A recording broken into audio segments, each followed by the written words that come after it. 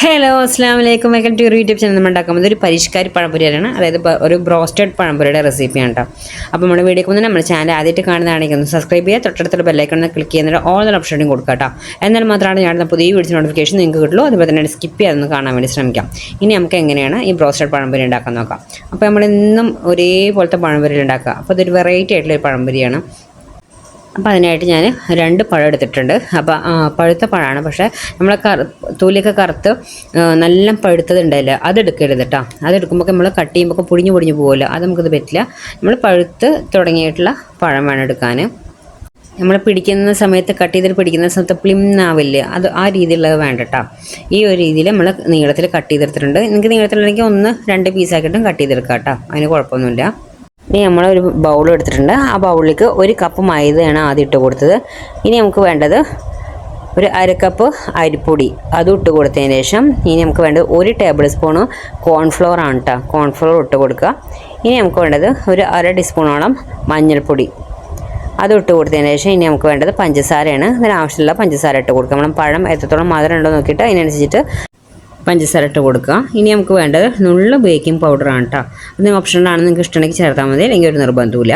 ഇനി നമുക്ക് അതിൻ്റെ സ്പൈസി ആയിട്ടുള്ളൊരു പഴംപൊരിയില്ല, അപ്പോൾ അതിന് വേണ്ടിയിട്ട് ഒരു 2 സ്പൂണ് ചില്ലി ഫ്ലേക്സ് ഇട്ട് കൊടുത്തത്. കുട്ടികളൊക്കെ ഉണ്ടെങ്കിൽ നിങ്ങൾക്ക് കുറച്ചിട്ട് കൊടുത്താൽ മതി, പക്ഷേ അത് സ്പൈസി ആയിട്ട് കഴിക്കുമ്പോൾ നല്ലൊരു ടേസ്റ്റാണ്. ഇനി നമുക്ക് ഇതിന് ആവശ്യത്തിലുള്ള വെള്ളം ഒഴിച്ചിട്ട് നമുക്ക് നല്ല ബാറ്ററാക്കി എടുക്കണം. ബാറ്റർ ഒരുപാടാണ്ട് ലൂസ് ആവണ്ട, അപ്പോൾ നോക്കിയിട്ട് കുറേശ്ശെ വെള്ളം ഒഴിച്ചിട്ട് വേണം നമുക്ക് മിക്സ് ചെയ്യണം. ഇനി നമുക്ക് ഒരു ഇൻഗ്രീഡിയൻറ്റ് നമ്മൾ വിട്ടുപോയിട്ട് 1 ടേബിൾ സ്പൂൺ കടലമാവ് ചേർത്ത് കൊടുക്കേണ്ട. നമ്മൾ മിക്സ് ചെയ്യുന്ന സമയത്ത് ഞാനത് വിട്ടുപോയതാണ്, അത് ഞാൻ ഇപ്പോൾ ഇട്ട് കൊടുത്തിട്ടുണ്ട്. എന്നിട്ട് ഒന്നുകൂടി മിക്സ് ചെയ്തെടുക്കുക. ഞാൻ ഇവിടെ ഫോർക്ക് വെച്ചിട്ട് മിക്സ് ചെയ്യണം. ഫോർക്ക് വെച്ചിട്ട് നമ്മൾ മിക്സ് ചെയ്യുമ്പോൾ പെട്ടെന്ന് തന്നെ ആയി കിട്ടും.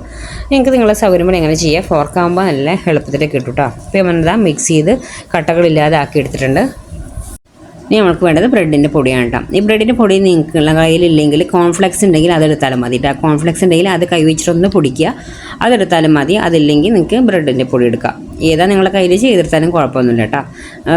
കോൺഫ്ലെക്സ് ആണെങ്കിൽ കൈ വെച്ചിട്ടൊന്ന് പൊടിച്ചിട്ട് വേണം നമ്മൾ ആക്കിയെടുക്കാൻ. കൈ കൊണ്ടൊന്ന് പൊടിച്ചെടുത്താൽ മതി കേട്ടോ.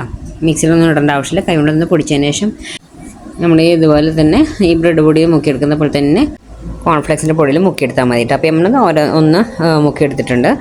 അപ്പോൾ നമ്മളെപ്പോഴും ഒരേപോലത്തെ പഴംപൊരി ഉണ്ടാക്കി കഴിക്കില്ല. അപ്പോൾ ഇതാകുമ്പോൾ ഒന്ന് സ്പൈസിയാണ്. അതുപോലെ ആ ബ്രെഡ് ക്രംസിലൊക്കെ മുക്കിയെടുക്കുമ്പോൾ തന്നെ നല്ല ക്രിസ്പി ആയിട്ട് കിട്ടും.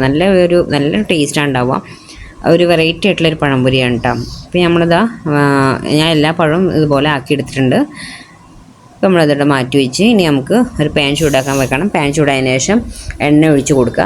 എണ്ണ നല്ല ചൂടായതിനു ശേഷം മാത്രം ഇട്ട് കൊടുക്കുക കേട്ടോ. നല്ല ചൂടായതിനു ശേഷം മാത്രം നമ്മൾ പഴം ഇതുപോലെ ഇട്ട് കൊടുക്കാം. എന്നിട്ട് ഇട്ട് കൊടുത്തതിന് ശേഷം നമ്മൾ ഒരു മീഡിയം ഫ്ലെയിമിലാക്കിയിട്ട് വേണം ഫ്ലെയിം വെക്കാൻ. അല്ലെങ്കിൽ നമ്മൾ ആ ബ്രെഡ് ക്രംസിൻ്റെ ആ പുറത്തെ ഭാഗം മാത്രം നല്ല പെട്ടെന്ന് ഫ്രൈ ആയി കിട്ടും.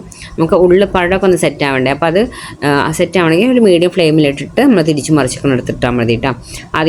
ആദ്യം ഫ്ലെയിം ഹൈയിൽ വെക്കുക. പഴം വിട്ട് കൊടുത്തതിന് ശേഷം പിന്നെ മീഡിയത്തിലിട്ടിട്ട് ഫ്രൈ ചെയ്തെടുത്താൽ മതി. അല്ലെങ്കിൽ ഫ്ലെയിം ഹൈയിലിട്ടാൽ അതിൻ്റെ പുറം ഭാഗം കരിഞ്ഞു പോകും. ഇപ്പോൾ നമ്മൾ ആദ്യത്തെ ട്രിപ്പ് ഇട്ട് കൊടുത്ത് ഇതുപോലെ ഈ ഒരു ബ്രൗൺ കളറാകുമ്പോൾ നമുക്ക് എടുത്ത് മാറ്റാം. ഇനി അടുത്ത ട്രിപ്പ് ഇതുപോലെ തന്നെ ഇട്ട് കൊടുക്കുന്നുണ്ട്. അത് ഞാൻ ഫുള്ളായിട്ട് കാണിക്കുന്നില്ല. സെയിം അതേപോലെ തന്നെ തിരിച്ച് മറിച്ചൊക്കെ നട്ട് ഫ്ലെയിമൊക്കെ ഒന്ന് മീഡിയത്തിലിട്ട് തിരിച്ച് മറിച്ചൊക്കെ ഇട്ടിട്ട് എണ്ണയിൽ നിന്ന് കോരിയെടുത്ത് മാറ്റാം. ഇതുപോലെ തന്നെ ബാക്കിയൊക്കെ ഞാൻ എടുക്കുന്നുണ്ട്, അത് ഞാൻ കാണിക്കുന്നില്ല കേട്ടോ. ഇപ്പോൾ നമ്മളിവിടെ റോസ്റ്റഡ് പഴംപൊരി ഇവിടെ റെഡി ആയിട്ടുണ്ട്. നല്ല ടേസ്റ്റാണ്. ട്രൈ ചെയ്യാതിട്ടുണ്ടെങ്കിൽ എന്തായാലും ട്രൈ ചെയ്യണം. നല്ല ക്രിസ്പിയാണ്, കണ്ടില്ലേ?